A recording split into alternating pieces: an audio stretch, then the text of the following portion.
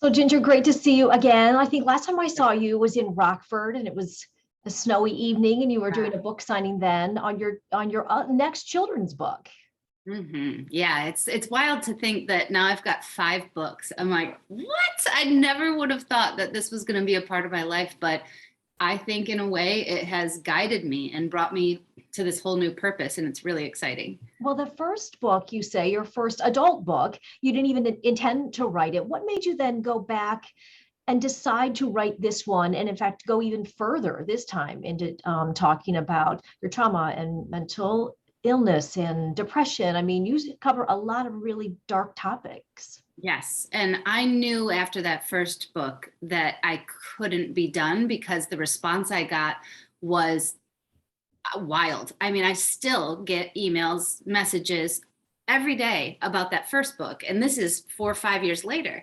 So we're talking about in the months after I wrote that book, hundreds if not thousands that said something as heavy as "you saved my life," and your tools or your idea of going to the hospital made it okay for me to go. And I thought, wow, they have no idea. There's so much more I could share. So I started writing, but it didn't really have as much purpose. And then the Me Too movement happened. And I started hearing women tell their stories where they were shedding their shame from sexual assault and rape. And I thought, that's got to be a part of my book.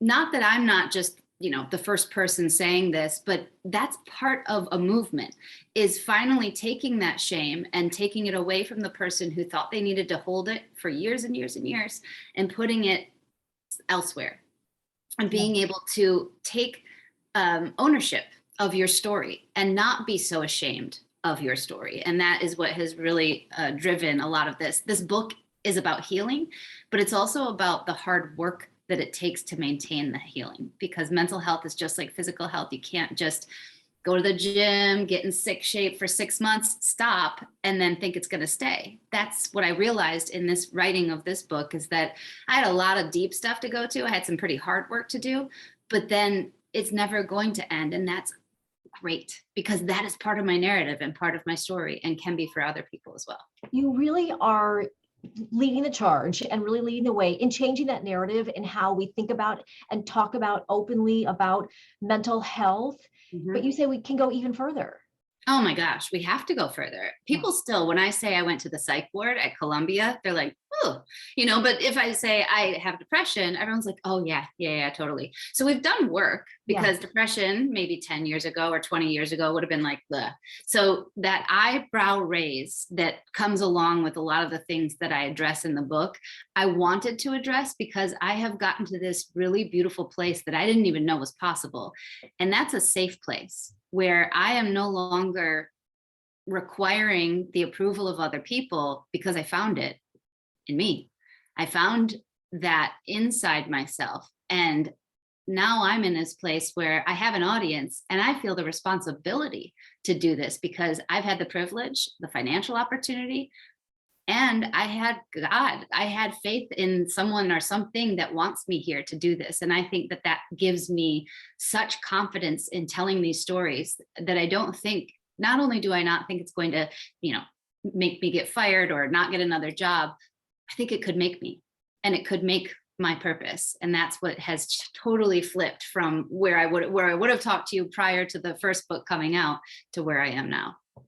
You're talking about the tools and the process and just saying it out loud and getting it out there. And certainly not everybody is going to be able to or want to write a book about it, but you say just saying it and telling somebody. How do you tell people to take that first step if they haven't yet?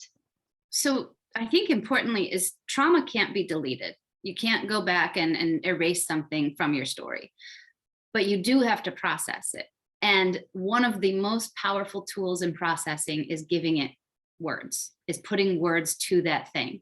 And so even if you're just saying it to yourself or writing it down for yourself, there is incredible control and power, the good kind of control that comes from that, because now you're saying, okay, this is real, this really happened, this is what I'm feeling about it, and interview yourself about it. And then if you want to heal one step further, and this is all the free, part of how I think people can heal, that is to bring it to someone else. Because as soon as that door is open and you see that they are not judging you, and the world didn't end because of one choice you made or one thing that, you know, is a part of your story, then you start to, I think, be emboldened. No, I don't think the whole world needs to go around sharing every deep, dark secret and then publishing it for the world to know. I think that would kind of get very messy. But I do think that I hope that people take from this the realization that they can say it out loud, and they should, because that trauma will stay with you, even if you think it's not there. I really tried very hard, and I thought I was really, really good at running away from my traumas and avoiding them. But I can't emphasize enough how important it is to process them, because I've never felt such peace. Mm.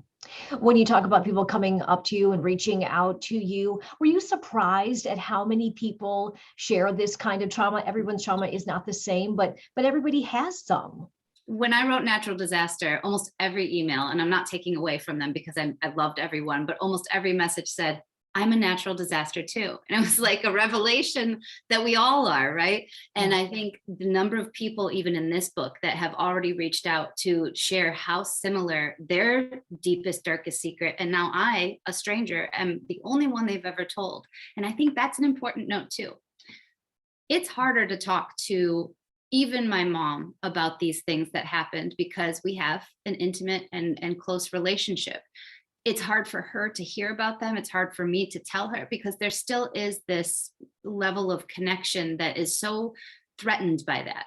I think in a mental health community and societally, we can help each other as strangers, right? I have developed these kind of mental health pen pals, I would call them, over Instagram. I've got several people that DM me and check in and say, hey, you know, I've been doing this in therapy and I'm really proud. It's more like an affirmation, kind of like, this seems to be working. And I'd never try to play a doctor. I'm not one, but I've learned so much. And I think the beauty of me learning how to communicate the science that I loved of the atmosphere has allowed me to learn to communicate other sciences, including psychology. And I hope that that can keep, you know, helping people find those tools that bring them to this peaceful place. Yeah, you certainly are helping a lot of people.